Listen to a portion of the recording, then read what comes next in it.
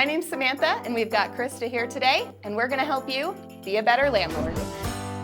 Krista, we are going to be talking about midterm rentals today. So what is a midterm rental? Great question. So a midterm rental is going to be any lease that falls between 1 month and about 11 months. So it's that perfect sweet spot between a short-term rental and a long-term rental. Typically they're fully furnished, and they are for people who are traveling around looking for about a 3 to 9 month stay on average. Digital nomads, traveling nurses are a big one. You might get some other industry professionals or seasonal professionals who are coming in just to work for a specific season. And of course, students, depending on what they've got going on. It might be a student who's coming to a university or someone who's just doing an internship, a brief stint in a city. Nice. And if your rentals are furnished, I guess that's going to be a little bit different for your lease agreement than an unfurnished long or short-term lease. You're absolutely right, and that's not the only difference. So, like you mentioned, typically midterm rentals are fully furnished. Someone who's going to come in for 3 months doesn't necessarily want to bring their entire IKEA setup to your rental. You're also going to want to make sure that there are amenities specific to the type of folks that you have staying there. So if you do get a lot of business professionals, maybe make sure that they have access to a printer or a business center if you can. If there are a lot of traveling nurses, try and check out what kind of amenities they would specifically like, and that will help you improve your visibility on the market.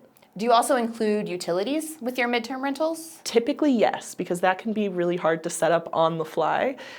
So by and large, utilities are going to be included, the furnishings are going to be included. You might even look to see if there are any other additional amenities that you can provide for folks because you're trying to win a more nomadic population over.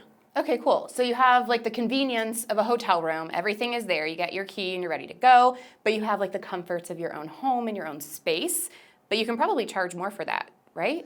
Absolutely. And when it comes to charging rent, so first, just as you mentioned, you can usually charge a higher monthly rent than what you would for someone who's in a 12-month lease agreement.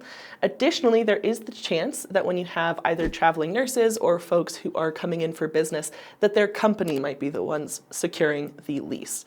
That's good for 2 reasons. One, again, higher rent, but also that means that the worker has an extra incentive to keep your property nice and pristine, seeing as their company's involved with actually housing them. So definitely something worth considering. And if you are looking for this type of renter, you could start branching out and contacting HR companies in your local area to let them know that you offer a midterm rental, particularly if your rental is in a business hub. Got it. Okay, cool. And what are some benefits to doing midterm rentals? Why would I choose that as my strategy compared to long-term or short-term rentals? Yeah, so definitely a different ballgame when you are midterm versus short-term or long.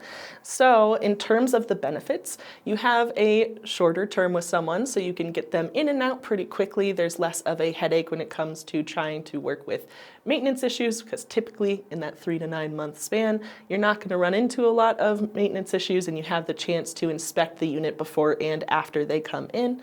So that is always nice. You also have the chance to charge higher rent, as we have chatted about. Plus, there is typically, depending on your area, an influx of these folks. And once you get established, you'll find that people like to come back often. You could get good word of mouth referrals.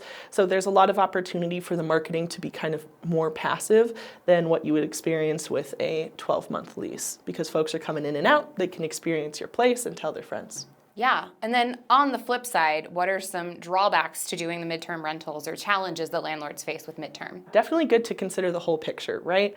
So potential drawbacks for a midterm rental include, 1, the seasonality. So if you are somewhere that sees great seasonality in the summer, but then folks aren't really coming through on the winter, you'll want to make sure you understand that so that you can plan accordingly, especially from a financial angle.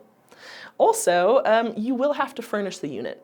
That's an extra cost, and that's something to look at every time someone's coming in and out to make sure that nothing's been broken, you don't need to make any repairs, etc.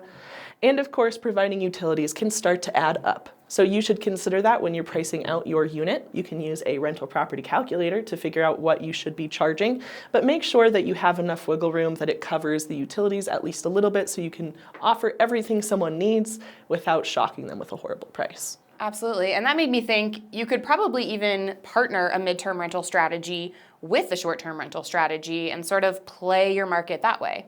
Absolutely. If your market is still allowing short-term rentals, I would say have both on the table. You have the space. You might as well. Both of these groups, short-term renters and midterm renters, typically enjoy a fully furnished spot. So price it out accordingly, pay attention to seasonality, and you should have a solid strategy to keep it filled most of the year.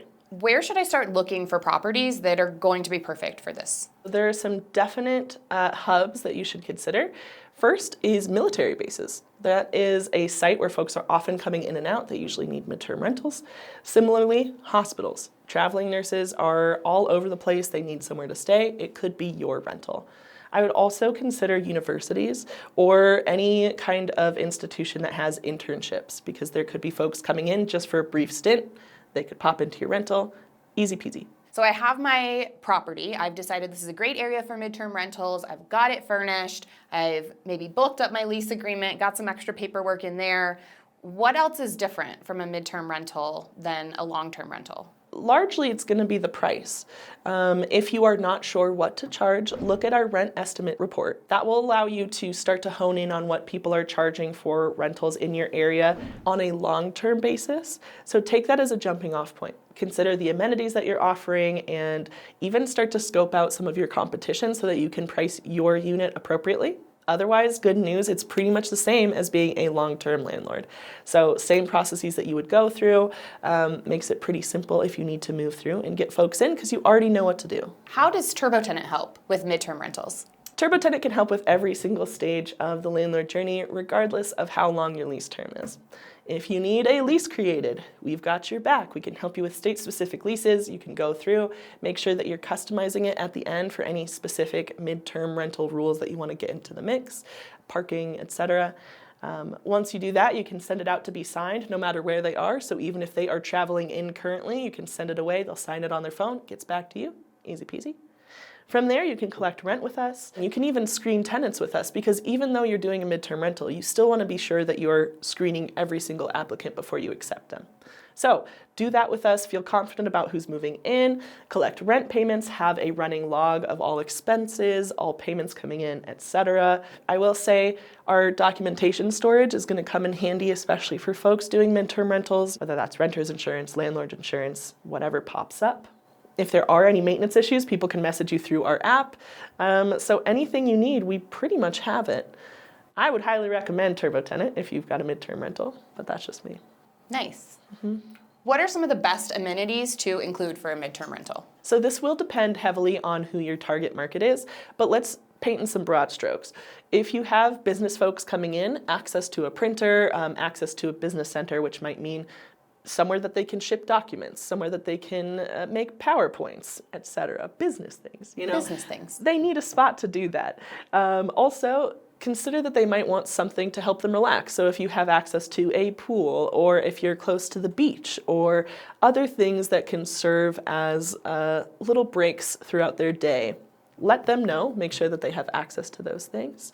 And of course, high-speed internet is going to come up very top of the list, regardless who your audience is. They're going to need to get online. And if you provide high-speed internet, you'll be in a good spot to satisfy your renters. Is there anything else that I should know about midterm rentals? Yeah, I would say if you are coming to a midterm rental from a long-term rental, or even the reverse, just make sure you're paying attention to what's in your lease. So let's say you are putting together your first midterm lease agreement. You want to make sure you have the rent amount, how often it's due, any kind of consequences if it's paid late, whether that's late fees or otherwise notices going to the company if that's something that you've arranged with their company. Any amenities that you include, utilities, parking rules, that's a big one, and anything else that you can think of, make sure it's in your lease. Better to have more information in there than less. That's the main thing. Bulk up your lease, check out, do your research, and make sure you're familiar with your landlord-tenant laws, particularly if you're more used to using one kind of rental term than the other, just to make sure that everything's up to code for what you're trying to accomplish. Well, thank you, Krista. I feel like I know so much more about midterm rentals. And if you have questions about midterm rentals, let us know down in the comments. Don't forget to subscribe.